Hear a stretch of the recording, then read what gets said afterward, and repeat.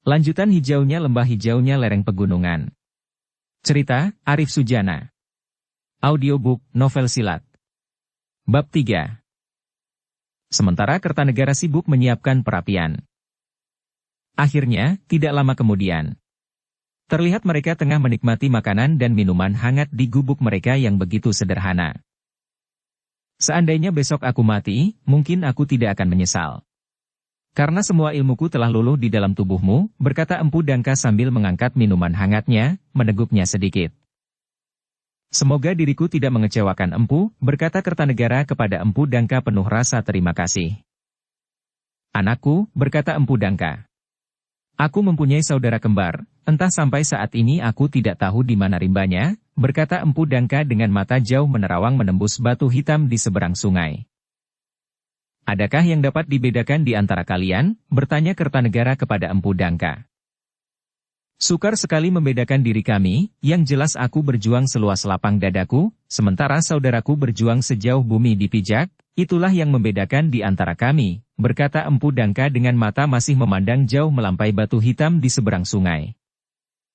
Kebenaran memang harus diperjuangkan, di dalam jiwa bersama para Mashiwa, di bumi sebagai Buddha. Sementara Gusti Yang Maha Agung yang mempunyai kehendak, berkata Kertanegara sepertinya kepada dirinya sendiri. Empu Dangka seperti tersentak mendengar ucapan Kertanegara. Matanya menatap Kertanegara begitu tajam. Anakku, kata-katamu adalah kesempurnaan tatwa. Hari ini aku berguru padamu. Telah terpiciklah aku selama ini, memperjuangkan kebenaran hanya untuk pribadi di dalam diri. Melupakan bumi tempat tubuh ini berpijak. Siwa dan Buddha bersatu dalam satu tubuh, tanpa batas antara lahir dan batin. Seandainya saudaraku ada di sini dan mengetahui akan hal ini, kami pasti tidak akan terpisah dalam perseteruan, berkata Empu Dangka seperti anak kecil mendapatkan mainan baru. Sebuah gambaran seorang yang mempunyai kelapangan jiwa, mau menerima kebenaran, tidak memperdulikan siapa yang berkata. Untuk kelapangan hati, aku masih harus berguru dengan Empu, berkata Kertanegara memandang Empu Dangka dengan penuh kebanggaan. Tatwa ibarat sebuah tinta samudera, ilmu yang kita miliki adalah cuma sebaris kata yang jatuh di ujung pena. Semakin kita meneguk air tatwa, semakin haus dahaga kita rasakan, berkata Empu Dangka kepada Kertanegara. Malam telah turun membelenggu hutan porong dengan kegelapannya. Cahaya oncor dari minyak biji jarak menerangi gubuk di tepian sungai berbatu itu. Besok kamu akan melanjutkan perjalananmu, berkata Empu Dangka kepada Kertanegara yang memang bermaksud melanjutkan perjalanannya. Meski lewat pencerahan tatwa yang telah Empu tuntun selama ini, aku telah menemukan arah perjuanganku sendiri, sementara perjuanganku mendapatkan menik kaswari lebih bersifat janji seorang lelaki, berkata Kertanegara kepada Empu Dangka menjelaskan tujuan awal meninggalkan tanah kelahirannya untuk membawa kembali gadis pujaannya. Mencintai dan dicintai, itu adalah anugerah dari Gusti Yang Maha Kasih. Ikutilah air yang mengalir. Sementara harta, tahta dan wanita ibarat batu-batu hitam di tengah arus sungai. Janganlah menghalangi dirimu mencapai muara cinta kasih yang hakiki, yang abadi, berkata Empu Dangka. Nasihat Empu adalah pusaka yang akan selalu aku jaga, berkata Kertanegara dengan perasaan gamang, besok ia akan berpisah dengan orang tua di depannya. Sendiri menghadapi sisa kehidupannya. Suasana menjadi begitu hening, Empu Dangka dan Kertanegara sepertinya tengah ada di dalam pikirannya masing-masing. Kegelapan malam tanpa suara angin sepertinya menambah kesunyian itu. Hanya suara air sungai yang terus menderu ditingkahi suara binatang malam. Sekali-kali terdengar suara burung yang terus semakin menjauh. Kamu tidak perlu kembali ke Sungai Berantas, telusuri sungai ini sampai ke muara Sungai Porong. Aku ingin kamu menemui seorang sahabatku di sana, berkata Empu Dangka kepada Kertanegara memecah kesunyian di antara mereka. Siapa nama sahabat Empu itu? Bertanya Kertanegara. Aku tidak tahu nama aslinya, yang ku tahu bahwa ia memperkenalkan dirinya dengan nama Kebo Arema, berkata Empu Dangka kepada Kertanegara. Empu Dangka pun sekilas menceritakan beberapa hal mengenai sahabatnya itu yang bernama Kebo Arema. Seorang pendekar muda yang sangat disegani oleh para perompak, di sungai dan di lautan. Hingga pada suatu hari terkena sebuah muslihat, dirinya diracuni oleh musuhnya dengan racun yang keras. Syukurlah, garis hidupnya tidak harus mati oleh sebuah racun. Dengan kesabaran akhirnya Empu Dangka dapat menyembuhkannya. Itulah awal perkenalan dan persahabatan antara Kebo Arema dan Empu Dangka. "Bawalah kayu aji besi keling ini, tunjukkan padanya," berkata Empu Dangka tanpa menjelaskan kenapa dirinya harus menunjukkan kayu aji besi keling itu kepada Kebo Arema. Malam sudah semakin larut. Suara binatang malam mendenging mengisi kesunyian. Kadang masih terdengar suara burung celepuk dari tempat yang begitu dan semakin menjauh. Sementara itu cahaya oncor dari minyak biji jarak sudah semakin redup. Empu Dangka dan Kertanegara telah tertidur di dalam lelapnya. Dan pagi pun telah menjelang. Diawali dengan munculnya bintang kejora di langit timur. Hari masih begitu gelap dan dingin, Empu Dangka dan Kertanegara sudah terbangun. "Semoga Gusti Yang Maha Agung selalu menyertaimu," berkata Empu Dangka ketika melepas kepergian Kertanegara. Sampai jauh mata Empu Dangka mengiringi sosok Kertanegara yang akhirnya menghilang di sebuah tikungan sungai. Sebagaimana yang disarankan oleh Empu Dangka, dengan sebuah jukung perahu kecil Kertanegara menyusuri Sungai Porong. Tidak ada hambatan yang berarti sepanjang perjalanannya. Hanya dalam kesendiriannya, Kertanegara merasa dirinya baru terlahir. Dirabanya sebuah cambuk yang melingkar di pinggangnya. "Dengan cambuk ini aku akan berdharma, melecut Singasari sampai di tempat tertinggi," berkata Kertanegara kepada dirinya sendiri dengan mata menatap ke depan penuh harapan dan semangat. Tidak terasa, jukung yang dikayuh Kertanegara telah mengantarnya hingga sampai di tepi muara. Ditambatkannya jukung itu di sebuah dermaga. Kertanegara melihat sebuah perkampungan nelayan, kesanalah langkah kakinya menuju. Senja telah turun dalam warna buram di atas perkampungan kecil itu. Wajah bulat matahari kuning sudah terpotong di ujung barat cakrawala, seperti lukisan alam yang sempurna, begitu sejuk jiwa yang memandangnya. Ketika itu masih dalam musim angin barat, gelombang laut masih tinggi. Pada saat seperti itu banyak nelayan tidak berani melaut. Seorang lelaki tengah memperbaiki jalannya yang robek. Sementara dua anak kecil laki-laki bugil bertelanjang masih bermain di depan pondoknya yang sederhana. "Maaf mengganggu, dapatkah menunjukkan kepadaku di mana tempat tinggal seorang bernama Kebo Arema?" Kertanegara bertanya kepada lelaki itu. "Mari kuantar Kisanak ke tempat paman Kebo Arema," berkata lelaki itu sambil berdiri. Kertanegara dan lelaki itu berjalan bersama ke tempat tinggal Kebo Arema. Seorang lelaki yang telah berumur setengah baya nampak tengah duduk di balai-balai sebuah pondok beratap jurai alang-alang. Pakaian yang dikenakannya sebagaimana kebanyakan para nelayan, begitu sederhana. Lelaki itu bertubuh sedang, nampak gagah dan berwajah tampan dengan sepasang alis tebal dan mata yang bersinar tajam, menandakan lelaki ini mempunyai kepribadian diri yang kuat. "Paman Kebo Arema, ada yang ingin bertemu," berkata lelaki yang mengantar Kertanegara kepada seorang lelaki yang dipanggil dengan nama Kebo Arema. Kebo Arema memandang Kertanegara dengan wajah ramah, sementara lelaki yang mengantar Kertanegara pamit meninggalkan mereka. "Mari kita duduk di balai-balai," berkata Kebo Arema menyilahkan Kertanegara duduk bersama di balai-balai. "Ada keperluan apa gerangan Kisanak perlu menemui aku?" bertanya Kebo Arema kepada Kertanegara ketika mereka sudah duduk bersama di balai-balai. "Apakah paman pernah mengenal seorang bernama Empu Dangka?" bertanya Kertanegara mencoba meyakinkan bahwa di depannya adalah Kebo Arema sahabat dari Empu Dangka. "Empu Dangka yang tinggal di tepian Sungai Porong, mungkin yang Kisanak maksudkan," Kebo Arema balik bertanya kepada Kertanegara. Dari pertanyaan itu, Kertanegara merasa yakin bahwa lelaki di depannya itu memang Kebo Arema yang dimaksud. Maka sesuai amanat dari Empu Dangka, Kertanegara mengeluarkan kayu aji besi keling dari balik pakaiannya serta menunjukkannya di hadapan Kebo Arema. Bukan main kagetnya Kebo Arema melihat kayu aji besi keling berada di tangan Kertanegara. Wajahnya bertambah gelap menatap Kertanegara. "Ampunilah hamba pangeran, hamba tidak berlaku hormat," berkata Kebo Arema sambil bersujud di hadapan Kertanegara. "Bangunlah paman, bagaimana paman mengetahui bahwa aku seorang pangeran?" berkata Kertanegara meminta Kebo Arema bangkit. Dengan wajah menunduk menjura penuh hormat. Kebo Arema pun menceritakan awal pertemuannya dengan Empu Dangka. "Empu Dangka yang sebelumnya ku kenal dengan sebutan tabib 1000 obat itu telah berhasil menyembuhkanku. Atas rasa terima kasihku, aku telah mempersembahkan diriku sendiri untuk mengabdi sepanjang hidupku kepadanya. Tapi beliau menolaknya dan mengatakan bahwa berbaktilah kepada seorang lelaki yang menunjukkan kepadamu kayu aji besi keling. Dialah putra Sang Fajar putra mahkota Singasari. Dampingilah dia seperti bintang kejora mengawal datangnya Sang Fajar, berkata Kebo Arema kepada Kertanegara menceritakan tentang dirinya dan hubungannya dengan kayu aji besi keling yang ditunjukkan Kertanegara kepadanya. Aku jadi malu, selama bersamanya aku menutup diri tentang jati diriku yang sebenarnya. Ternyata Empu Dangka tidak mempermasalahkannya dengan pura-pura tidak tahu, berkata Kertanegara kepada Kebo Arema dengan bercerita singkat tentang pertemuannya dengan Empu Dangka.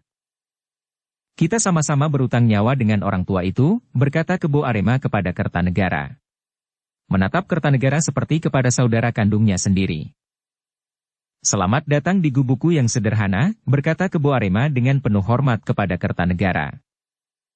Kebo Arema dan Kertanegara begitu cepat menjadi begitu akrab, seperti dua saudara bercerita tentang beberapa hal, terutama tentang keberadaan mereka yang sama-sama pernah disembuhkan oleh Empu Dangka dan pernah lama tinggal di tepian Sungai Porong, di sebuah gubuk yang begitu sederhana. Di kampung nelayan ini, aku cukup bahagia membantu para nelayan sebagai pawang ikan, berkata Kebo Arema kepada Kertanegara bercerita tentang dirinya di perkampungan kecil nelayan itu. Aku belum pernah mendengar tugas dari seorang pawang ikan, bertanya Kertanegara kepada Kebo Arema.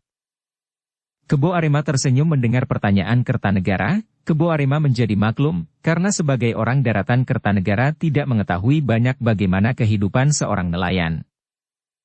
Tugas seorang pawang ikan adalah membaca bintang, membawa nelayan ke tempat di mana ikan kakap merah berkumpul, di mana tempat ikan rengge bermain. Itulah sebagian dari keahlianku. Sementara itu para nelayan di sini tidak mengetahui lebih jauh lagi tentang diriku yang sebenarnya. Mereka tidak akan mengetahui bahwa aku dapat membawa mereka lebih jauh ke Tidore tempat begitu banyak mutiara, atau berkelana di sepanjang laut Selat Malaka. Hanya dengan membaca bintang di langit, berkata Kebo Arema menjawab pertanyaan Kertanegara. Paman telah berkelana di banyak tempat, berkata Kertanegara kepada Kebo Arema yang banyak bercerita tentang beberapa daerah yang pernah disinggahi, mulai dari pesisir tanah Jawa sampai di beberapa nagari di sepanjang Selat Malaka. Tapi akhirnya berhenti di tepian Sungai Porong, berkata Kebo Arema yang disambut gelak tawa oleh Kertanegara.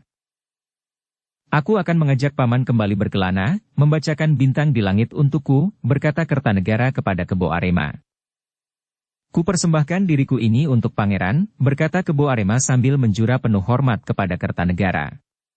Seorang putra fajar yang sudah lama ditunggunya. Sang Fajar kembali muncul di ujung Laut Biru. Berduyun-duyun deburan ombak membelai pantai pasir putih. Beberapa wanita berkemben mencari lindung laut di pantai ditingkahi beberapa bocah kecil telanjang bermain berlari di atas pasir putih. Sebagai orang daratan, Kertanegara menikmati pemandangan di depan matanya sebagai anugerah pagi dari Tuhan Yang Maha Pencipta. Saat ini masih musim angin barat, para nelayan tidak berani turun ke laut, berkata Kebo Arema kepada Kertanegara. Gusti Yang Maha Agung telah menganugerahkan alam yang indah untuk dinikmati, berkata Kertanegara kepada Kebo Arema. Sementara pandang matanya masih terpana memandang matahari yang sudah bulat penuh di ujung cakrawala Laut Biru. Berjalan seorang wanita tua menghampiri mereka dengan setumpuk lindung laut. Terima kasih Nyi Parmi, sekalian aku titip gubuku ini, mungkin dalam waktu yang sangat lama aku dapat kembali, berkata Kebo Arema kepada wanita tua itu yang memberikannya setumpuk lindung laut. Kebo Arema pun telah membuat perapian, membakar lindung laut dalam bentuk tusukan sate panjang. Kertanegara pun ikut membantu membakar lindung laut itu. Sarapan pagi yang nikmat, berkata Kebo Arema sambil mengangkat seekor lindung laut yang sudah masak. Aroma harumnya membuat Kertanegara langsung mengikutinya, mengambil 2 ekor lindung bakar yang sangat menggoda. Sementara itu wajah bulat matahari sudah mulai naik. Suara ombak sudah sedikit mereda. Saatnya kita berangkat, berkata Kebo Arema kepada Kertanegara. Dan sebuah perahu telah meluncur meninggalkan tepian pantai pasir putih dalam tatapan cahaya lembut matahari pagi. Di musim angin barat ini kita tidak bisa langsung menembus Madura dari sisi timur. Kita mendarat dari sisi barat Madura, berkata Kebo Arema kepada Kertanegara. Perahu masih terus melaju membelah ombak laut. Dikayuh oleh dua orang sakti yang bertenaga seperti 20 ekor banteng yang disatukan, perahu itu seperti terbang di atas air laut. Itulah Pulau Madura, berkata Kebo Arema kepada Kertanegara. Sebuah tanah daratan hitam di sebelah kanan mereka memang sudah terlihat. Pulau Madura seperti raksasa hitam yang membujur tengah tertidur. Kita sudah setengah perjalanan, berkata Kebo Arema kepada Kertanegara, memintanya untuk mengayuh perahu ke pantai. Perahu telah ditarik jauh di atas daratan pantai putih. Matahari sudah hampir di atas puncak cakrawala. Panas cahaya matahari terpantul pasir putih seperti menyengat. Ada air tawar yang selalu menetes di bawah goa karang itu, berkata Kebo Arema kepada Kertanegara sambil menunjuk sebuah goa karang. Di depan mereka memang berdiri bukit karang yang tinggi menjulang. Di bawah gunung karang itu ada sebuah lekukan yang dalam, mungkin terkikis oleh pukulan ombak yang terus-menerus dan membentuknya seperti goa bermulut panjang. Dari sebuah lubang langit-langit goa itu menetes air.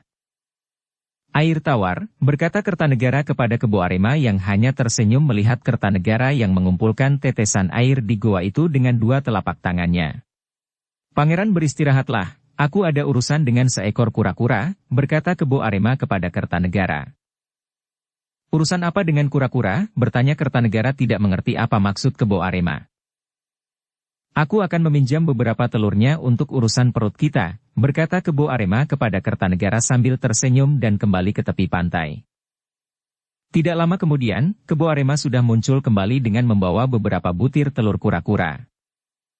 Dengan sigap Kebo Arema menimbun telur-telur itu ke dalam pasir. Di atas pasir itu Kebo Arema membuat sebuah perapian. Urusan telur kura-kura telah dibayar tunai, berkata Kebo Arema sambil duduk memandang perapiannya yang sudah menyala besar. Asapnya membumbung ke atas terbang hilang ditiup angin yang berdesir kencang. Kita tinggalkan dulu Kebo Arema dan Kertanegara yang tengah beristirahat, mari kita kembali ke Benteng Canggu. Seperti yang telah diceritakan di muka, 5 ksatria padepokan Bajra Seta tengah diantar oleh Dadu Lengit menemui Mahesa Pukat di pendapa utama. Bukan main senangnya Mahesa Pukat mendapat kunjungan dari orang-orang Bajra Seta. Tampak hadir bersama mereka Gede Mantra dan Putu Mantra. Mereka semua adalah bagian dari para budak yang ikut ke Benteng Canggu mengabdikan dirinya sebagai prajurit Singasari. Setelah bercerita tentang keselamatan masing-masing, Wantilan mewakili saudara-saudaranya dari Bajra Seta bercerita tentang tugasnya untuk mencari keberadaan putra mahkota. Beberapa petugas sandi telah berhasil menemui seorang penumpang kapal kayu yang berangkat bersama Pangeran Kertanegara dari Bandar Canggu. Dari penumpang itu disadap sebuah berita, bahwa Pangeran Kertanegara dalam keadaan pingsan dibawa oleh seorang yang disebut oleh para perompak bernama nelayan bercaping ke arah Sungai Porong, berkata Wantilan menjelaskan berita terakhir keberadaan Pangeran Kertanegara kepada Mahesa Pukat. Yang sangat dikhawatirkan, saat ini ada sekelompok orang yang berencana membunuh Pangeran Kertanegara, berkata kembali Wantilan melanjutkan. Kita tidak mengetahui siapa dan di mana tempat tinggal seorang yang bernama nelayan bercaping itu, berkata Mahesa Pukat memberikan pandangannya. Bagaimana bila kita menganggap Pangeran Kertanegara sudah diselamatkan oleh nelayan bercaping itu, dan saat ini tengah dalam perjalanannya ke Madura? Berkata tiba-tiba Mahesa Amping memberikan pendapatnya yang sebenarnya adalah tangkapan sekilas Panggraitanya. Mahesa Pukat menatap tajam Mahesa Amping, teringat kembali ke masa-masa silam. Mahesa Pukat merasa bahwa Mahesa Amping telah berhasil dan mengenal lebih tajam getar Panggraitanya. Itukah yang kau tangkap dari Panggraitamu? Bertanya Mahesa Pukat langsung kepada Mahesa Amping. Kaget Mahesa Amping mendengar pertanyaan Mahesa Pukat. Sebenarnya lah apa yang dikatakannya adalah gambaran yang sekilas yang muncul secara tiba-tiba di dalam pandangan batinnya. Tiba-tiba saja aku melihat gambaran seperti itu, berkata Mahesa Amping kepada Mahesa Pukat. Secepatnya kita menemui Pangeran Kertanegara sebelum didahului sekelompok orang yang akan membunuhnya, berkata Mahesa Semu ikut memberikan pandangannya. Kita harus bergerak cepat, berkata Putu Mantra. Panggraita Mahesa Amping dapat diterima oleh akal, berkata Mahesa Pukat memberikan pendapatnya. Aku ada usul, berkata Dadu Lengit tiba-tiba. Semua mata tertuju kepadanya. Usulku adalah bagaimana bila kita lanjutkan pembicaraan ini setelah menikmati hidangan yang sudah tersedia di depan kita, berkata Dadu Lengit sambil tersenyum. Aku sependapat, berkata Sembaga yang perutnya sudah lama berbunyi melihat hidangan yang telah tersedia. Dan malam pun terus berlalu, menyelimuti benteng Canggu dalam gelap tanpa bintang di langit biru. Akhirnya semua sepakat, diputuskan untuk segera melanjutkan perjalanan ke Madura. Panggraita Mahesa Amping diterima juga oleh akal sehat. Bila pangeran tidak selamat di tangan nelayan bercaping, tunailah tugas kalian. Tapi bila ada kemungkinan bahwa pangeran selamat dan sedang dalam perjalanan ke Madura, langkah kalian harus cepat, mendahului siapapun yang akan berbuat tidak baik bagi keselamatan putra mahkota, berkata Mahesa Pukat memberikan pendapatnya dan langsung disepakati oleh semua yang hadir. Matahari pagi di atas bandar Canggu sudah nampak begitu tinggi di ujung timur Cakrawala. Seorang pemilik kapal kayu kenalan Mahesa Pukat bersedia membawa 5 orang ksatria dari Padepokan Bajraseta. Dengan kapal kayu itulah mereka berangkat ke Surabaya. Kapal kayu pun telah meluncur membelah Sungai Berantas. Dari atas gelada di sepanjang jalan terlihat pesawahan yang luas, berbungalah mata yang memandangnya. Kedamaian menghampiri petak demi petak sawah bagai permadani hijau terhampar luas. Aliran Sungai Berantas menjadi karunia membasahi sawah lading petani di sepanjang jalan. Tapi ketika kapal kayu melaju di tepi hutan yang sepi, hati menjadi kecut. Sepertinya puluhan mata di balik kerindangan hutan tengah mengawasi, menyergap mereka dengan tiba-tiba. Kehadiran perompak memang masih menjadi hantu yang menakutkan bagi para pedagang. Harapan mereka tentang peranan benteng Canggu memang sangat besar. Tapi itu pun untuk waktu yang agak lama. Tapi ternyata perompak tidak muncul dari balik hutan. 3 orang berwajah beringas berdiri di atas geladak kapal dengan golok besar telanjang. Yang ingin selamat, berkumpul di sebelah kiri geladak, berkata seorang yang tinggi besar sepertinya pimpinan dari mereka. Maka beberapa penumpang dengan wajah penuh ketakutan telah berkumpul di geladak sebelah kiri. Lewati mayat kami terlebih dahulu, berkata salah seorang awak kapal di belakangnya diikuti 3 orang lainnya. Kami hanya perlu beberapa barang, jadi jangan menyusahkan diri, berkata seorang pemimpin perompak menggertak. Kami bertanggung jawab di atas kapal ini, berkata pimpinan awak kapal.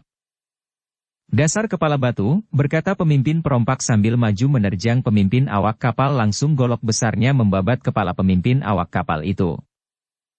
Ternyata pemimpin awak kapal bukan sembarang menantang, dengan gesit merendahkan dirinya dan langsung menyerang dengan menyodokkan pedang panjangnya ke perut pemimpin perompak itu.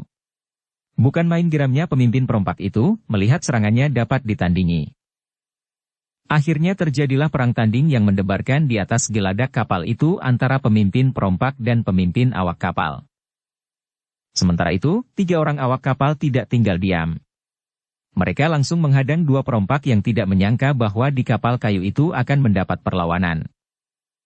Akhirnya terjadilah perang tanding yang mendebarkan di atas geladak kapal itu antara perompak dan para awak kapal. Seorang perompak tampak tidak gentar mendapat 2 orang lawan. 5 orang satria dari Padepokan Bajraseta masih belum dapat menilai, apakah pertempuran akan berjalan seimbang. Meski begitu mereka telah mempersiapkan dirinya, akan membantu para awak kapal. Entah dari mana munculnya, seorang pemuda perlente berwajah tampan, namun senyumnya nampak seperti iblis, dingin dan kejam. Bertolak pinggang di ujung geladak. Ternyata tugasku hari ini menjadi begitu ringan, berkata pemuda perlente itu sepertinya kata-katanya ditujukan kepada pemimpin perompak. Sepasang iblis dari gelang-gelang, berkata pemimpin perompak sambil melompat mundur beberapa langkah dari hadapan lawannya. Ternyata pemimpin perompak itu telah mengenal pemuda perlente itu. Hantu Wungu, apakah bayaranmu untuk membunuh putra mahkota masih belum banyak? Berkata seorang pemuda yang sangat mirip dengan pemuda perlente sambil duduk di pagar geladak. Yang membedakan kedua pemuda itu adalah pemuda yang terlihat belakangan mempunyai cacat luka bakar di pundaknya. Dari mana kalian mengetahui tugas rahasia kami, siapapun kalian, enyahlah dari kapal kami, berkata pemimpin awak kapal yang terbakar amarahnya mendengar pembicaraan mereka. Dengan geram langsung menyerang pemimpin perompak yang dipanggil hantu wungu itu. Sementara itu, 3 orang awak kapal dan 2 orang perompak masih terus bertempur. 5 orang ksatria dari Padepokan Bajraseta sudah dapat menilai, siapa yang lebih unggul dari pertempuran itu. Hantu ungu dan 2 orang anak buahnya ternyata sudah tidak bermain-main lagi, telah menunjukkan siapa mereka sebenarnya. Terlihat pemimpin awak kapal seperti tidak berdaya mengelak serangan dari hantu ungu yang semakin cepat. Hampir saja sebuah sabetan golok panjang hantu ungu mengenai pinggangnya kalau saja pemimpin awak kapal itu tidak menjatuhkan dirinya berguling di geladak. Sementara itu, 3 orang awak kapal nasibnya hampir sama, mereka sudah menjadi bulan-bulan 2 orang perompak anak buah hantu ungu. Wantilan telah memberi tanda kepada saudara-saudaranya, mereka telah siap turun bertempur sebelum para awak kapal menjadi korban. Biarlah aku menghadapi orang ini, berkata Sembaga kepada pemimpin awak kapal yang baru bangkit berdiri setelah berguling jatuh di lantai geladak. Ini adalah tanggung jawabku, berkata pemimpin awak kapal kayu itu kepada Sembaga. Hantu dungu ini bukan tandinganmu, aku tidak ingin ada korban di kapal ini, berkata Sembaga berusaha memberi keyakinan kepada pemimpin awak kapal kayu itu. Berhati-hatilah, berkata pemimpin awak kapal itu yang memang merasa bukan tandingan hantu ungu. Hanya karena rasa tanggung jawabnya saja maka ia masih terus bertahan. Meski di dalam hatinya masih menyaksikan apakah Sembaga dapat menandingi hantu ungu. Dalam keraguan pemimpin awak kapal itu pun mundur beberapa langkah.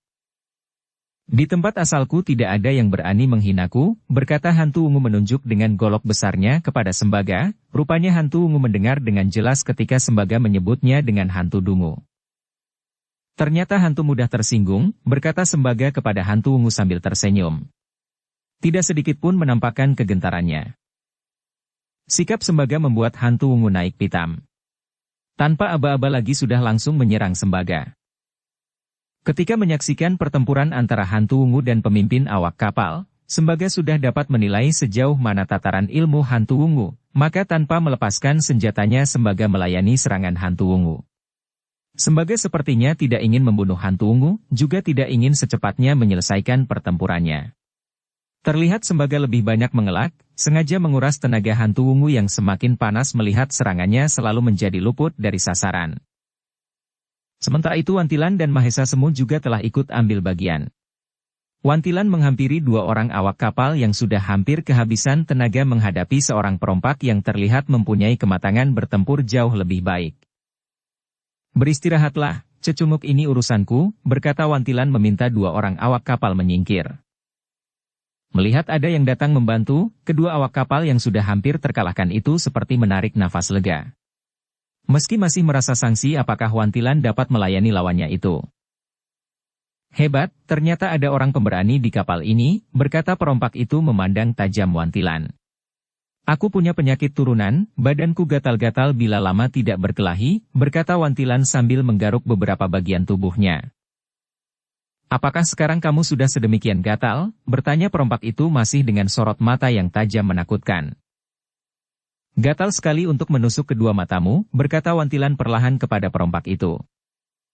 Kurang ajar, kurobek mulut lancangmu, berkata perompak itu merasa diremehkan oleh Wantilan langsung menyerang dengan golok besarnya. Maka terjadilah pertempuran yang seru antara Wantilan dan perompak itu. Wantilan tidak ingin bermain lama dengan perompak itu, dengan pedang panjangnya Wantilan memburu perompak itu yang terkaget bahwa lawannya bukan orang lemah. Sementara itu, di sisi lainnya, Mahesa Semu sudah menggantikan awak kapal yang juga hampir terbunuh. Ketika sebuah serangan ke arah leher awak kapal itu yang tidak mungkin dapat dihindari. Dengan kecepatan yang luar biasa pedang Mahesa Semu telah menangkis laju golok besar perompak. Dan benturan 2 senjata pun terjadi. Bukan main kagetnya perompak itu. Hampir saja senjatanya terlepas. Tangannya terasa panas menahan benturan itu. Namun nyalinya kembali berkembang ketika mengetahui orang yang menahan dan membenturkan senjatanya hanyalah seorang pemuda. Anak muda, apakah kamu tidak takut mati? Berkata perompak itu kepada Mahesa Semu. Justru aku yang harus berkata, apakah kamu tidak takut kehilangan senjatamu? Berkata Mahesa Semu sambil tersenyum. Perompak itu menjadi panas melihat Mahesa Semu begitu tenang, meski dalam benturan pertama telah merasakan benturan tenaga yang melampaui tenaganya. Tapi perompak itu masih belum merasa suatu kekalahan. Perompak itu masih berpikir dan berharap dapat mengalahkan pemuda di hadapannya dengan kecerdikan dan pengalaman tempurnya. Tetapi, harapan perompak itu ternyata cuma sampai sebuah harapan. Setelah sekian jurus ia belum mampu juga mengalahkan Mahesa Semu, bahkan sepertinya justru dirinya yang hampir tidak berdaya menerima serangan-serangan Mahesa Semu. Semakin lama sudah dapat dibaca bahwa perompak itu tinggal menunggu waktu. Dan waktu itu pun terjadi, sebuah benturan senjata kembali terjadi. Perompak itu sudah tidak lagi dapat mempertahankan golok besarnya. Telapak tangannya dirasakan begitu panas, dan golok besarnya pun telah terlepas terpental jauh. Sepasang iblis dari gelang-gelang yang biasanya selalu meremehkan lawan-lawannya menjadi sangat kaget menyaksikan orang-orang yang baru datang menggantikan para awak kapal dan ternyata mempunyai tataran ilmu di atas kelompok hantu ungu. "Menyerahlah," berkata Mahesa Semu yang dengan gerakan begitu cepat telah mengancam pedangnya di ujung leher seorang perompak lawannya. Sementara itu, Wantilan juga telah menyelesaikan perkelahiannya. Sebuah tendangan yang cukup keras telah menghantam dada perompak hingga terlempar menghantam pagar geladak langsung pingsan. Sepasang iblis dari gelang-gelang semakin tegang. Dua anak buah hantu ungu dengan mudah dijatuhkan oleh orang-orang yang belum dikenalnya. Sementara itu Sembaga masih melayani hantu ungu, memancing hantu ungu lebih buas lagi menyerangnya. Dengan sekuat tenaga hantu ungu terus menyerang Sembaga tanpa mengetahui bahwa dirinya sengaja dipancing untuk menguras tenaganya. Hingga akhirnya Sembaga mulai terlihat tidak telaten lagi. 3 buah pukulan beruntun begitu cepat menghantam hantu ungu. Pukulan pertama sebuah tinju menghantam perutnya. Ketika tubuh hantu ungu agak merendah menahan sakit di perutnya yang dirasakan seperti terhantam benda berat yang begitu keras, pukulan kedua kembali dirasakan pada samping tulang lehernya. Dan terakhir, sebuah tamparan menghantam persis pada tulang rahangnya. Seperti handuk basah, hantu ungu ambruk lemas tak bertenaga. Pandangan matanya seperti menjadi begitu gelap. Dan hantu ungu telah tergeletak pingsan tak bergerak lagi. Sepasang iblis dari gelang-gelang terperanjat melihat 3 pukulan Sembaga yang begitu cepat beruntun menghantam tubuh hantu ungu yang sangat disegani di daerah ungu sehingga bergelar hantu ungu. Sepasang iblis dari gelang-gelang adalah orang-orang yang bukan saja kejam, tapi licik dan cerdik. Mereka dapat berhitung dengan cepat, pasti ada beberapa orang lagi seperti Sembaga, bahkan lebih lihai lagi. Maka mereka pun telah sepakat. Terjun ke sungai melarikan diri. "Jangan kau kejar," berkata Sembaga mencegah Mahesa Amping yang akan ikut terjun ke sungai mengejar sepasang iblis dari gelang-gelang. "Kita tidak mengetahui keadaan di seberang hutan sana. Atau jangan-jangan itu sebuah pancingan," berkata Sembaga kepada Mahesa Amping menyampaikan pendapatnya. "Terima kasih Paman," berkata Mahesa Amping mengerti dan menerima kekhawatiran Sembaga yang mengingatkannya. Dalam waktu singkat, hantu ungu dan 2 orang anak buahnya telah terikat. Mereka diamankan di tengah tiang layar kapal kayu dalam pengawasan yang ketat dari para awak kapal.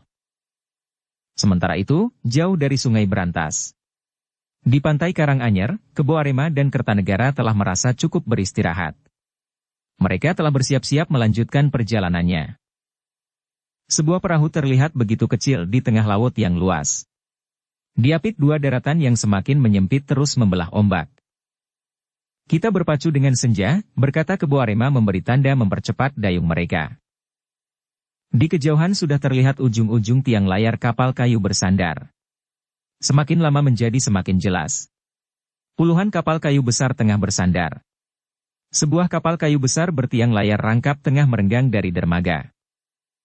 "Kita telah sampai di ujung Galuh," berkata Kebo Arema kepada Kertanegara. Matahari mengintip separuh wajahnya di ujung sebelah barat. Pulau Madura terlihat panjang hitam memanjang dalam kesunyiannya. Hati Kertanegara seperti tergetar meletup-letup seakan telah terbang jauh mendarat di pulau hitam itu. Melihat sang kekasih menikah Kaswari dalam tatap sendu rindu. "Kita bermalam di sini," berkata Kebo Arema membuyarkan lamunan Kertanegara. "Aku punya keluarga dekat di sini," berkata lagi Kebo Arema kepada Kertanegara. Perahu mereka bersandar di dermaga sebuah perkampungan nelayan. Sebuah perkampungan yang unik. Rumah mereka ada di atas air, berupa tongkang kayu beratap diikat pada tonggak-tonggak kayu yang menancap di dasar laut dangkal. Perkampungan terapung, begitulah orang-orang menyebutnya.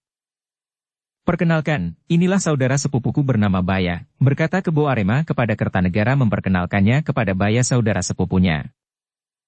Seorang pemuda yang seusia dengan Kertanegara. Wajahnya cukup gagah mirip dengan Kebo Arema, hanya lebih muda, itulah yang membedakannya. Setelah menanyakan keselamatan masing-masing, Kebo Arema bercerita bahwa rencananya mereka akan menyeberang ke Pulau Madura mengantar Kertanegara untuk menemui seseorang di sana. Di Kademangan Majah aku pernah mendengar telah berdiri sebuah barak besar prajurit. Disitulah tempat satu-satunya para prajurit tinggal di Pulau Madura, berkata Baya kepada Kebo Arema dan Kertanegara. Apakah kamu tidak keberatan mengantar kami ke sana? Berkata Kebo Arema kepada Baya. Dengan senang hati, Paman, berkata Baya kepada Kebo Arema. Dan malam pun telah menyelimuti perkampungan terapung itu. Wajah bulat bulan purnama tergantung di langit kelam. Suara ombak dan angin sepertinya nyanyian malam yang abadi. Kadang tongkang kayu bergetar ditampar gulungan ombak yang tinggi. Orang bilang saat itu Dewi Bulan dan Dewa Laut tengah kasmaran. Tapi tangan Dewa Laut tidak pernah mampu menggapai wajah sang Dewi Rembulan. Dan pagi pun telah datang pula. Dewi Bulan telah kembali ke peraduannya. Meninggalkan Dewa Laut yang lelah tertidur. Sebuah jukung bercadik, berlayar tunggal merenggang dari perkampungan terapung. Ke Kademangan Majah lewat jalur laut lebih cepat, berkata Baya kepada Kertanegara sambil mengayuh jukungnya yang lebih besar dibandingkan jukung milik Kebo Arema. Diam-diam Kertanegara memuji Baya yang sepertinya begitu mengenal kehidupan laut. Jukung ini seperti rumah keduaku, kadang berhari-hari aku terapung di tengah lautan, berkata Baya kepada Kertanegara. Arah jukung sedikit melengkung melampau paruh burung ujung Madura.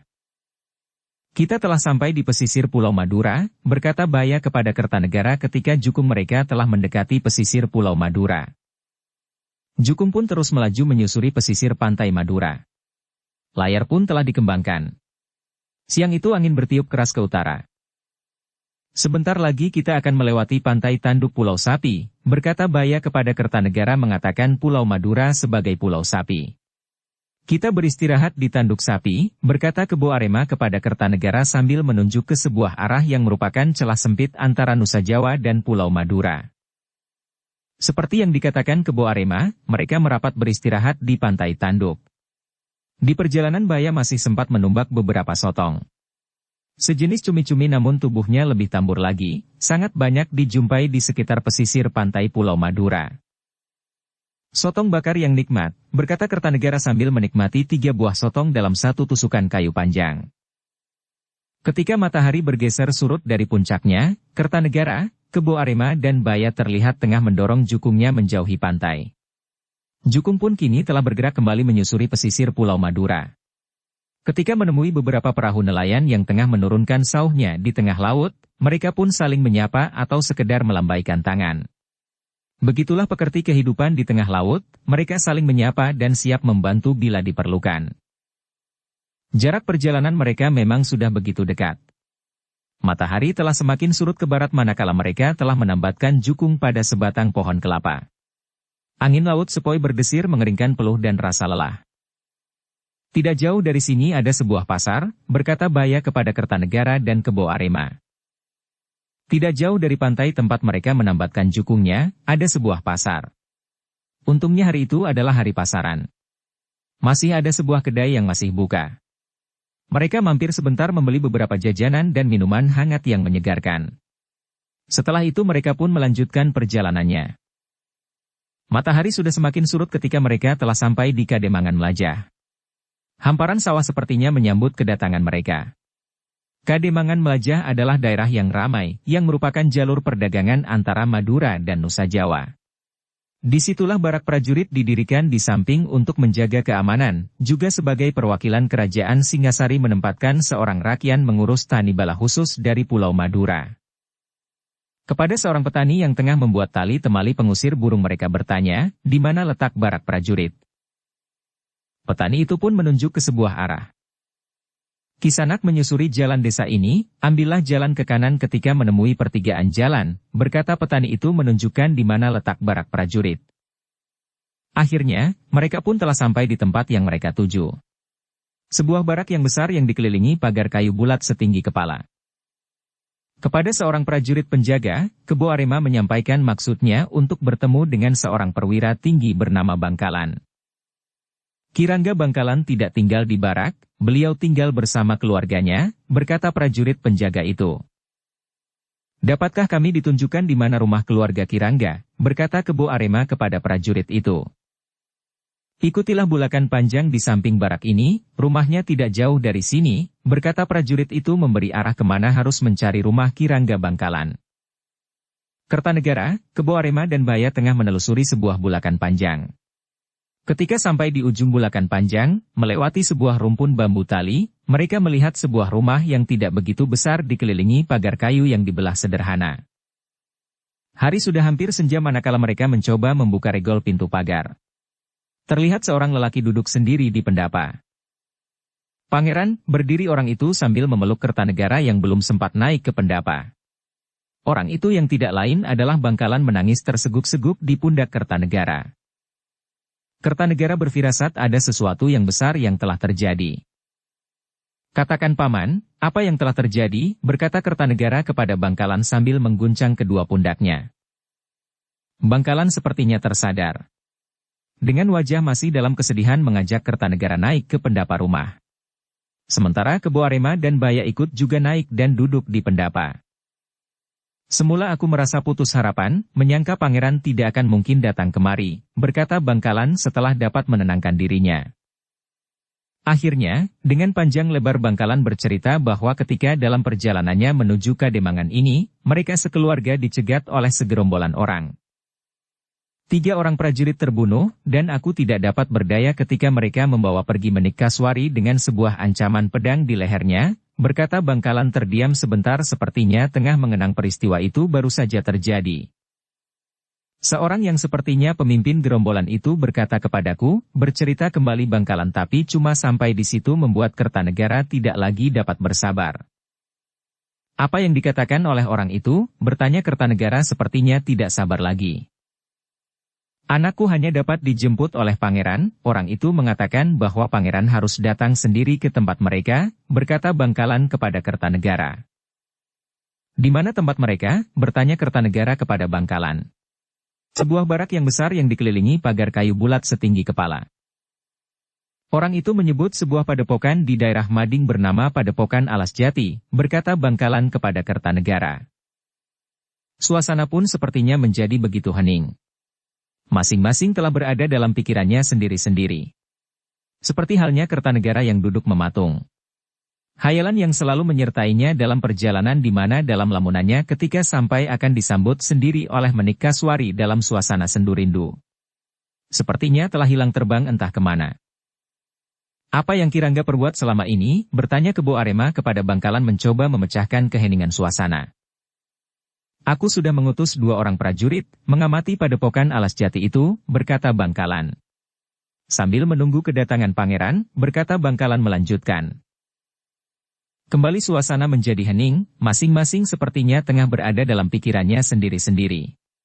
Masing-masing mencoba berpikir apa yang harus dilakukan. Sebagaimana yang mereka inginkan, akulah alat penukar Menik Kaswari, berkata Kertanegara mengungkapkan pikirannya. Menik Kaswari adalah sebuah umpan, mereka ingin menjebak pangeran datang ke tempat mereka untuk kepentingan mereka yang belum kita ketahui, berkata Kebo Arema memberikan tanggapannya. Tapi penyelesaiannya, aku harus datang ke tempat mereka, berkata Kertanegara.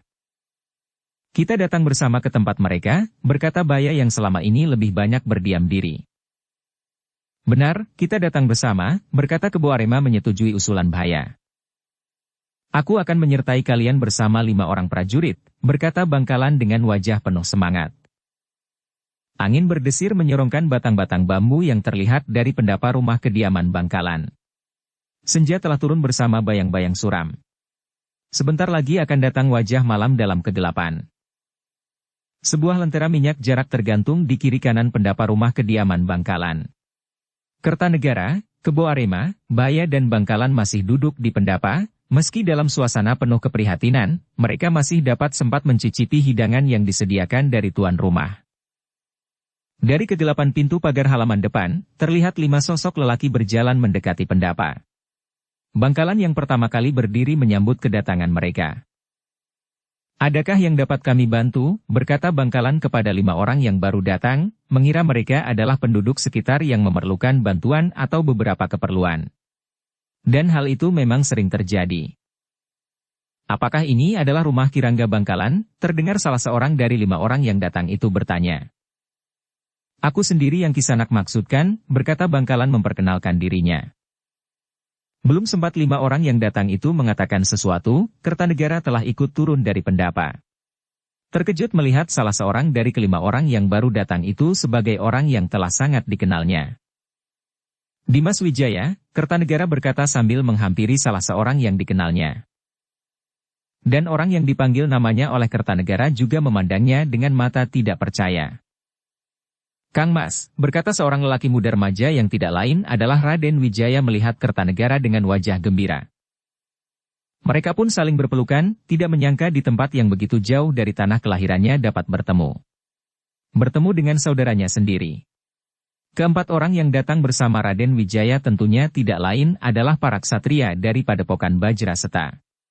Setelah menyeberang di Pulau Madura, perjalanan mereka dilanjutkan lewat jalan darat sampai di Kademangan Melajah tanpa banyak kesulitan. Dan akhirnya telah berada di depan pendapa rumah kediaman Bangkalan. Mereka akhirnya duduk bersama di pendapa.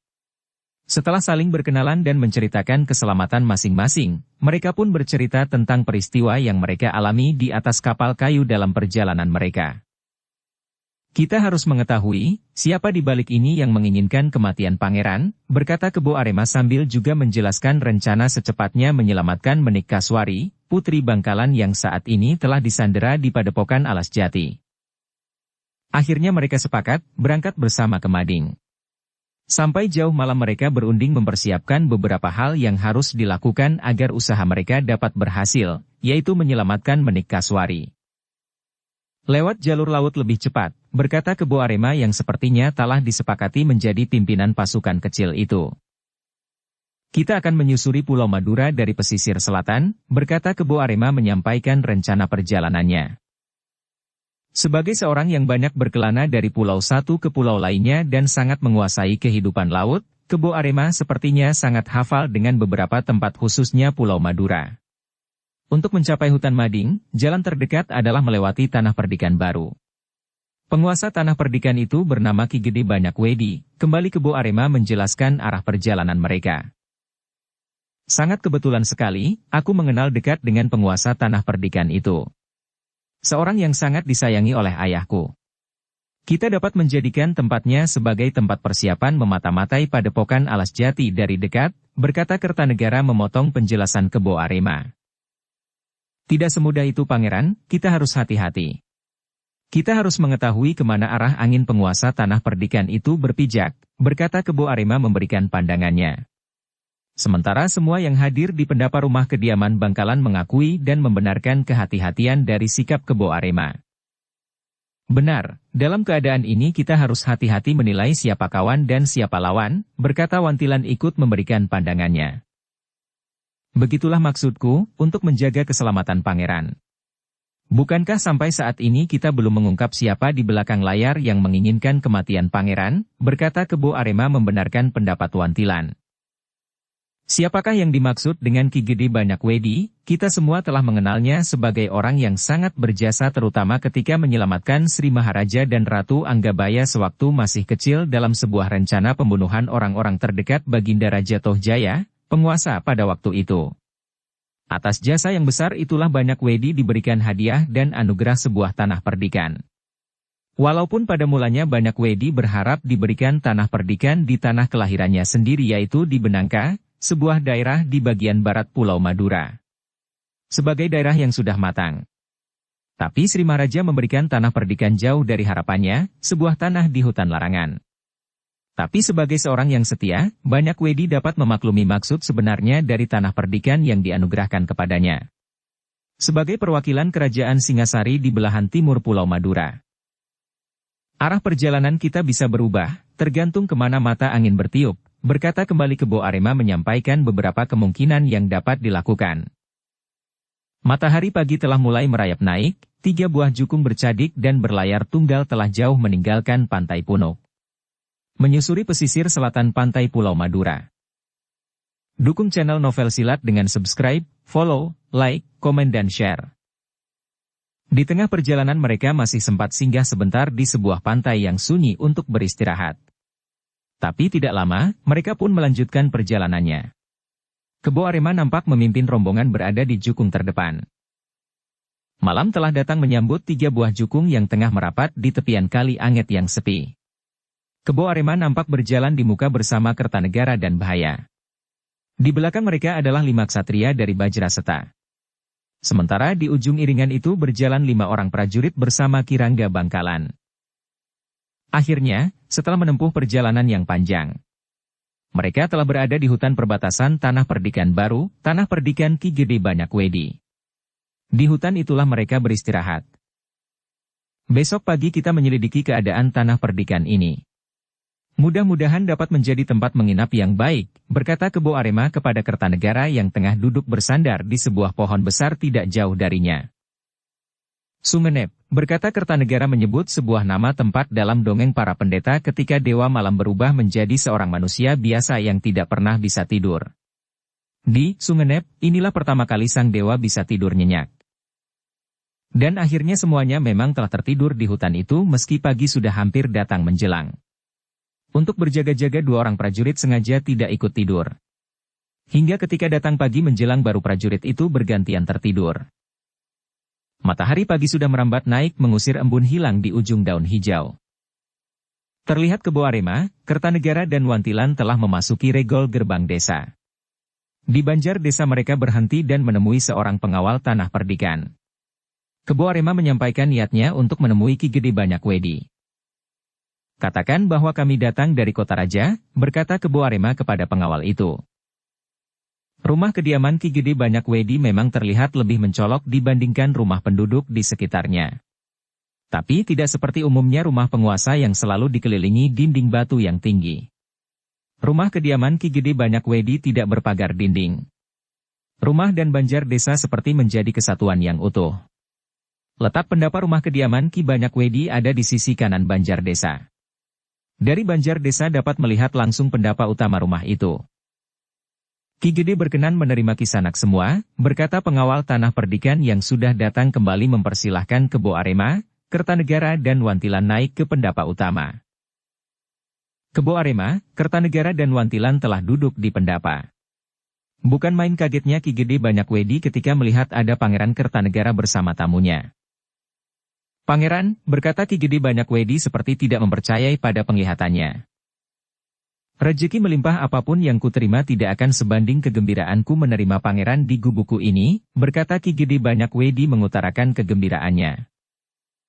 Bukan main sibuknya suasana di dapur belakang setelah diberitahu bahwa tamu mereka adalah seorang pangeran, seorang putra mahkota kerajaan Singasari yang besar. Antara gembira dan gugup untuk menyajikan hidangan apakah yang layak untuk seorang pangeran. Aku hanya ingin memperluas wawasanku menjelajah sekitar nagari, berkata Kertanegara ketika Ki Gede Banyakwedi menanyakannya apakah ada keperluan penting hingga sampai ke tempat kediamannya. Kertanegara masih mencoba merahasiakan kepentingannya. Bukankah bila kita berjalan lebih ke utara dari sini, kita akan berhadapan dengan hutan mading, bertanya Kebo Arema tanpa penekanan khusus dalam kata-katanya. Sepertinya pertanyaannya kepada Ki Gede Banyakwedi cuma sebuah pertanyaan biasa, hanya sebuah kata-kata pengisi keheningan yang dipaksakan. Benar, arah utara dari sini adalah hutan mading, berkata Ki Gede Banyakwedi kepada Kebo Arema tanpa prasangka apapun. Aku pernah mendengar bahwa di hutan mading itu ada berdiri sebuah padepokan bernama Padepokan Alas Jati, berkata Wantilan kepada Ki Gede masih sebagai sebuah pancingan. Ya benar, sebuah padepokan baru bernama Padepokan Alas Jati, berkata kembali Ki Gede sepertinya membenarkan apa yang dikatakan Wantilan. Hutan mading adalah bagian dari hutan larangan, masuk dalam wilayah amanah Sabda Prasasti Sri Maharaja di samping Tanah Perdikan yang dihadiahkan kepada Ki Gede. Sudahkah Padepokan Alas Jati itu meminta izin kepada Ki Gede? Bertanya Kebo Arema kepada Ki Gede. Selentingan, aku mendapat kabar bahwa mereka adalah para bajak laut yang tengah bersembunyi. Sementara untuk sebuah izin, tidak ada seorang pun yang telah datang kemari meminta izin kepadaku, berkata Ki Gede masih tanpa prasangka apapun. Kebo Arema, Kertanegara dan Wantilan saling beradu pandang. Jawaban inilah yang ditunggu oleh mereka. Ki Gede Banyakwedi jelas tidak punya kaitan apapun dengan Padepokan Alas Jati. Ki Gede, berkata Kebo Arema kepada Ki Gede dengan melepas napasnya lega dan menceritakan hal yang sebenarnya, juga meminta maaf atas sikap kehati-hatian terhadapnya. Kita memang selalu harus waspada, sikap kalian kuanggap sesuatu yang wajar, tidak ada yang perlu dimaafkan, berkata Ki Gede dengan senyumnya yang tidak pernah berubah penuh keramahan. Akhirnya, bersama Ki Gede Banyakwedi mereka membuat kembali rencana dan siasat yang harus mereka lakukan. Ternyata kali ini dalam hal siasat, Kebo Arema bertemu dengan pakarnya. Kita harus mengetahui dengan jelas, bagaimana keadaan Menik Kaswari dan di mana dirinya disembunyikan, berkata Ki Gede memberikan beberapa saran serta siasat yang harus mereka lakukan. Agar tugas kita tidak terbongkar sebelum waktunya, untuk sementara biarlah pasukan kecil kita tetap bermalam di hutan perbatasan, berkata Kebo Arema yang disetujui oleh semua yang hadir. Akhirnya, sebuah permainan apik telah siap untuk dilaksanakan. Ternyata buah pikiran Ki Gede Banyakwedi benar-benar cemerlang. Ternyata aku berhadapan dengan mantan penasehat Sri Maharaja, berkata Kebo Arema kepada Ki Gede Banyakwedi mengakui kecemerlangan pikirannya mengatur persiapan sebelum dan menjelang penyerangan Padepokan Alas Jati. Dan ketika matahari tengah merayap berdiri di puncaknya, beberapa wanita keluar menyediakan begitu banyak hidangan dan minuman. Mudah-mudahan tidak jauh rasanya dengan juru masak istana, berkata Ki Gede Banyakwedi membuka ucapan mempersilahkan tamu-tamunya menikmati hidangan yang telah disediakan. Juru masak yang baik adalah yang tahu kapan menyajikan sebuah hidangan, berkata Kebo Arema sambil menyelesaikan sisa rujak degan muda yang masih ada di hadapannya. Dan tamu yang baik adalah yang tidak menyisakan setetes pun minuman yang diberikan oleh tuan rumah, berkata Wantilan yang melihat Kebo Arema sudah menyelesaikan rujak degannya. Setelah menyelesaikan hidangan berupa makanan dan minuman yang menyegarkan, mereka pun kembali berbincang-bincang. Banyak dan ada saja yang dapat diperbincangkan, mulai seputar rencana utama mereka merebut kembali Menik Kaswari yang masih berada di Padepokan Alas Jati. Perbincangan pun meluas ke seputar keamanan perairan Sungai Brantas sebagai jalur perdagangan yang penting bagi perkembangan Singasari. Dan waktu sepertinya berlalu tanpa terasa, ditambah dengan teduhnya suasana pendapa yang terlindung dari terik matahari karena berdiri antara banjar desa dan pendapa utama sebuah pohon beringin besar dengan banyak anak cabangnya menjulur di segala tempat merindangi apapun yang ada di bawahnya. Pangeran harus menginap di rumahku, mau ditaruh di mana mukaku kepada Sri Maharaja bila membiarkan pangeran tidur di hutan, berkata Ki Gede Banyakwedi kepada Kertanegara. Songenep, berkata Kertanegara sambil melirik kepada Kebo Arema yang tersenyum. Songenep tempat dewa malam tertidur itukah yang pangeran maksudkan, bertanya Ki Gede Banyakwedi yang juga pernah mendengar tentang dongeng dewa malam. Benar, Songenep tempat dewa malam tertidur, berkata Kertanegara kepada Ki Banyakwedi membenarkan. Sebuah nama yang baik, sebuah tempat singgah yang baik.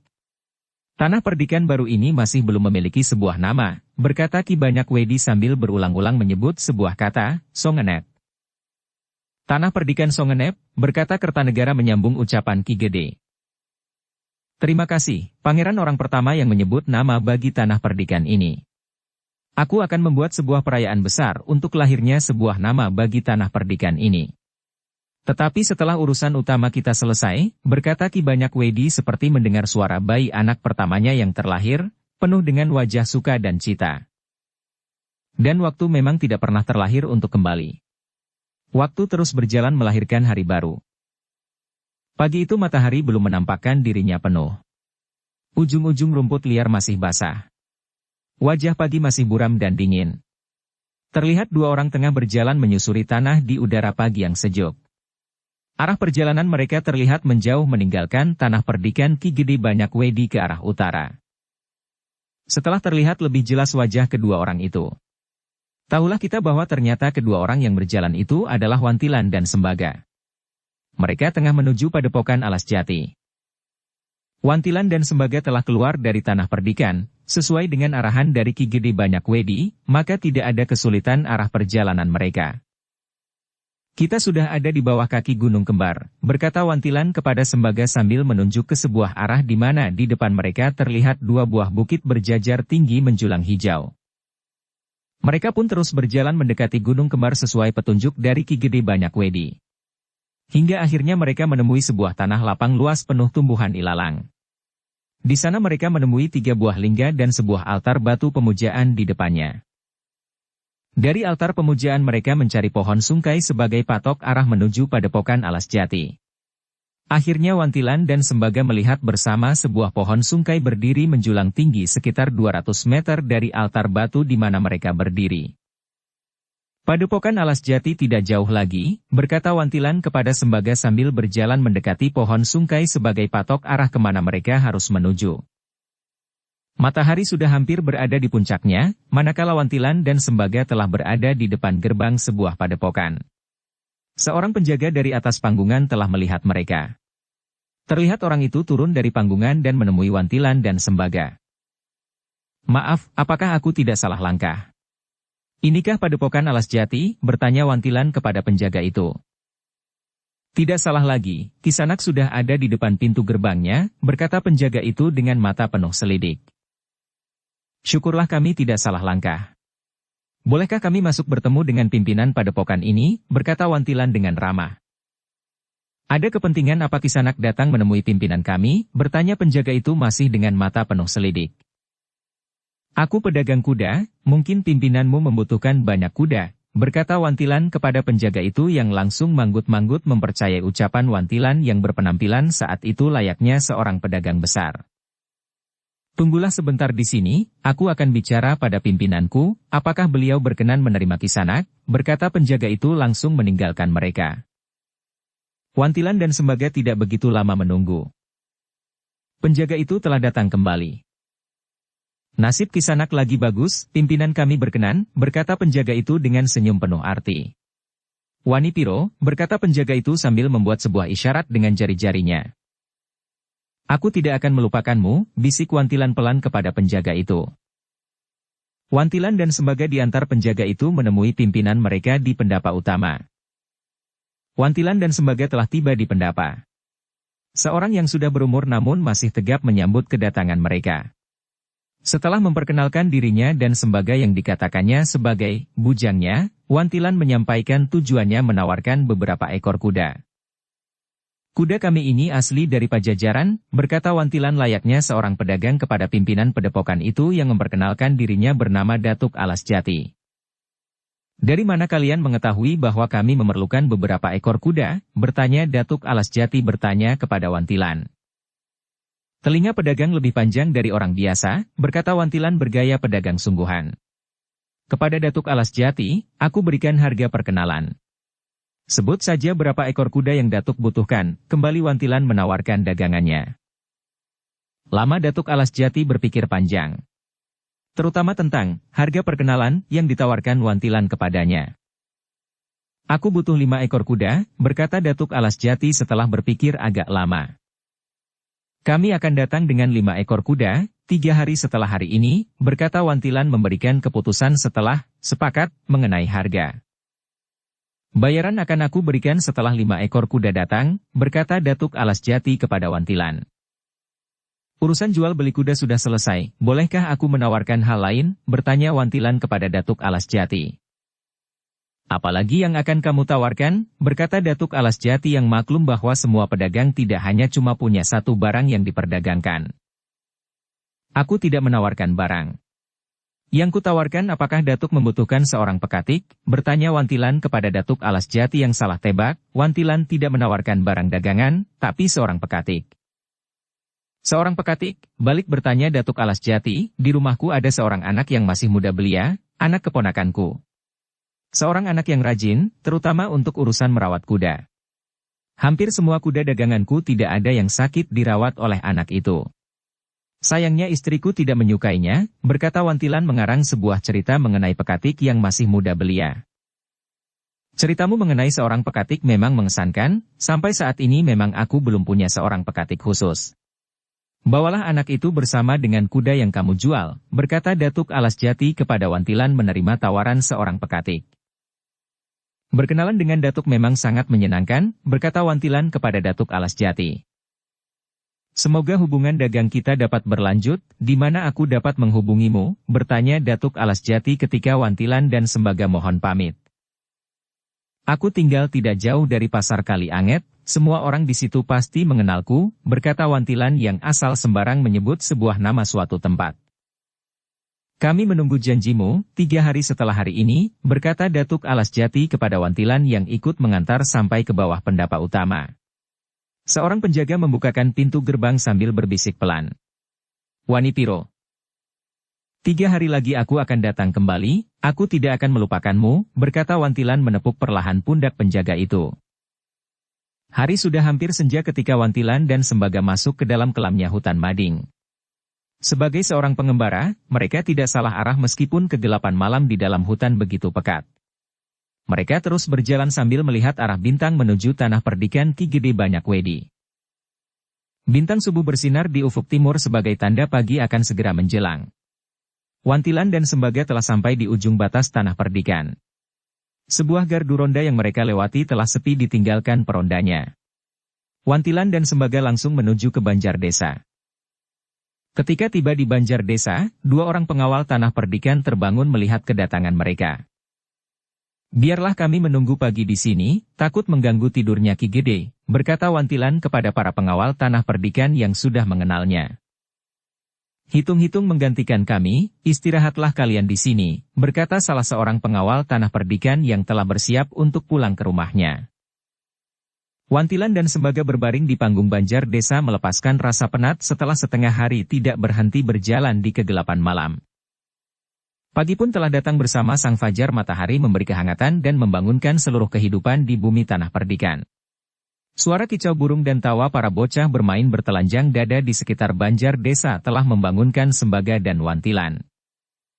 Sambil melambaikan tangannya kepada Kebo Arema, Kertanegara dan Ki Gede yang tengah duduk di pendapa, Wantilan dan Sembaga langsung ke pakiwan membersihkan diri.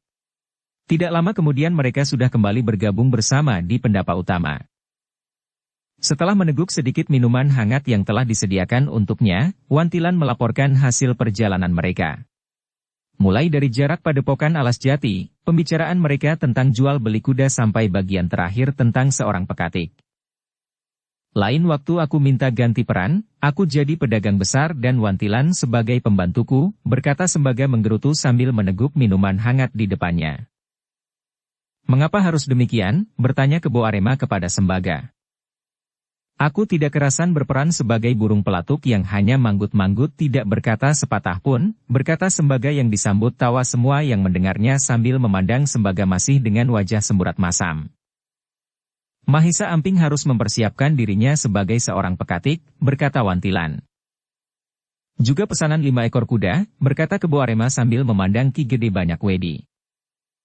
5 ekor kuda akan kupersiapkan, berkata Ki Banyak Wedi mengerti apa yang menjadi kewajibannya. Semoga semua sesuai dengan rencana, berkata Kertanegara yang merasa puas dengan hasil kerja Wantilan dan Sembaga. Dari mana Ki Gede mengetahui bahwa di sana memang memerlukan beberapa ekor kuda, berkata Wantilan kepada Ki Gede. Naluri seorang yang memiliki harta mendadak. Pikirkan dirimu sendiri yang tiba-tiba mendadak diberikan sekampil emas, pasti yang terpikir pertama kali adalah kuda yang terbaik yang belum dimiliki oleh orang-orang di sekitarmu, berkata Ki Gede menjelaskan kepada Wantilan. Pemahaman Ki Gede mengenai naluri seorang manusia memang perlu diacungkan sebuah jempol, berkata Wantilan yang paham setelah mendengar penjelasan dari Ki Gede. Hari itu juga Mahesa Amping dan Raden Wijaya telah dipanggil datang ke Tanah Perdikan untuk mendapatkan penjelasan lebih rinci mengenai tugas-tugasnya sebagai seorang pekatik. Sementara Raden Wijaya dapat sebuah tugas sebagai penghubung selama Mahesa Amping bertugas di dalam Padepokan Alas Jati. Perkenalkan ini putraku bernama Lawe, berkata Ki Banyak Wedi kepada Mahesa Amping dan Raden Wijaya memperkenalkan putranya yang seusia dengan mereka. Ajaklah teman-temanmu ini mengenal Tanah Perdikan, berkata Ki Gede kepada Lawe putranya. Lawe seorang putra yang sopan dan mudah bergaul. Dalam waktu dekat sudah menjadi akrab. Sebagaimana perintah ayahnya. Lawe membawa Mahesa Amping dan Raden Wijaya berkeliling Tanah Perdikan. Bukan main kagumnya Raden Wijaya melihat tata cara pembangunan Tanah Perdikan. Rumah-rumah dibangun tanpa merubah kultur tanah yang ada. Justru bentuk sawah dan rumah mengikuti kultur tanah yang ada. Di atas tanah tinggi, tiang dipendekkan, sementara di atas tanah datar tiang rumahlah yang ditinggikan. Seperti itu pula letak sawah ladang yang di Tanah Perdikan, menyesuaikan asli kultur tanah yang ada. Ternyata Ki Gede Banyak Wedi memegang kuat budaya hutan larangan. Yang panjang jangan dipendekkan, yang pendek jangan dipanjangkan, itulah adat budaya hutan larangan yang harus kami pegang kuat-kuat, berkata Lawe menjelaskan mengenai bentuk rumah dan sawah lading yang ada di Tanah Perdikan sebagaimana yang diajarkan oleh ayahnya penguasa adat Tanah Perdikan. Hari yang dijanjikan Wantilan akhirnya datang juga. 5 ekor kuda berjalan menyusuri bulak panjang keluar dari Tanah Perdikan. Tanah dan rumput yang terinjak kaki-kaki kuda masih basah embun. Warna pagi memang masih suram, cahaya fajar belum muncul di timur cakrawala. Pagi memang masih begitu buram, sepi dan dingin. Tapi udara pagi saat itu begitu menegarkan. Ketika wajah cahaya matahari mulai muncul, 5 orang yang berkuda itu wajahnya menjadi nampak jelas. Ternyata mereka adalah Wantilan, Sembaga, Mahesa Semu, seorang prajurit anak buah Kirangga Bangkalan dan seorang yang masih muda belia berkuda paling depan yang tidak lain adalah Mahesa Amping. Hari itu mereka menuju Padepokan Alas Jati sesuai janji Wantilan untuk membawa 5 ekor kuda. Tidak ada hambatan dalam perjalanan mereka. Bahkan dengan berkuda jarak perjalanan mereka menjadi lebih pendek lagi. Matahari sudah mulai mendaki merayapi cakrawala langit biru yang dipenuhi gumpalan awan kapas putih berubah-ubah bentuk seiring desiran angin yang bertiup. Kadang awan putih melukiskan diri sebagai gambar kuda yang berlari, kadang bergambar sebuah bejana air yang pecah terbelah. Semua itu tidak pernah terlepas dari pandangan Mahesa Amping yang berkuda paling depan. Mahesa Amping sepertinya menikmati perjalanannya. Tidak sedikit pun kecemasan terlihat dalam warna wajahnya. Akhirnya, mereka sudah sampai di depan gerbang regol Padepokan Alas Jati. Seorang penjaga dari panggungan melihat kehadiran mereka. Wantilan melambaikan tangannya kepada penjaga itu yang sudah dikenalnya. Penjaga itu pun membuka pintu gerbang. "Tunggulah sebentar, aku akan mengabarkan kedatangan kalian kepada Datuk Alas Jati," berkata penjaga itu kepada Wantilan yang memintanya menunggu sebentar.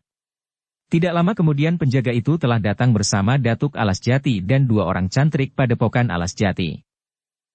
"Kuda yang bagus," berkata Datuk Alas Jati memandang 5 ekor kuda yang dibawa Wantilan dengan wajah puas. "Aku tidak pernah mengecewakan langgananku," berkata Wantilan kepada Datuk Alas Jati. "Apakah kamu juga membawa seorang pekatik?" bertanya Datuk Alas Jati memandang 4 orang yang datang bersama Wantilan. "Inilah keponakanku. Mudah-mudahan tidak mengecewakan Datuk," berkata Wantilan sambil menggandeng Mahesa Amping memperkenalkan ke hadapan Datuk Alas Jati. "Namanya Suro," berkata Wantilan memperkenalkan Mahesa Amping bernama Suro. Sekilas Datuk Alas Jati memandang Mahesa Amping.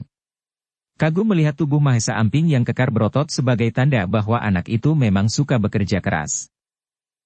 "Bawa kuda-kuda itu, antar juga anak ini ke biliknya," berkata Datuk Alas Jati kepada 2 orang cantriknya. "Mari kita ke pendapa," berkata Datuk Alas Jati mengajak Wantilan ke pendapa untuk menyelesaikan masalah pembayaran mereka. "Terima kasih. Semoga hubungan kita dapat berlanjut," berkata Wantilan ketika menerima pembayaran atas 5 ekor kuda dari Datuk Alas Jati. Datuk Alas Jati mengantar Wantilan dan kawan-kawannya sampai di bawah tangga pendapa. "Aku titip keponakanku Suro," berkata Wantilan kepada Datuk Alas Jati ketika pamitan akan meninggalkan Padepokan Alas Jati. Kepada penjaga sebagaimana janjinya, Wantilan menyelipkan sekeping emas di tangannya. Bukan main gembiranya penjaga itu. "Terima kasih banyak," berkata penjaga itu sepertinya tidak percaya akan menerima imbalan sekeping emas. Dan Wantilan bersama kawan-kawannya telah berjalan jauh meninggalkan Padepokan Alas Jati. Sementara Mahesa Amping tinggal seorang diri.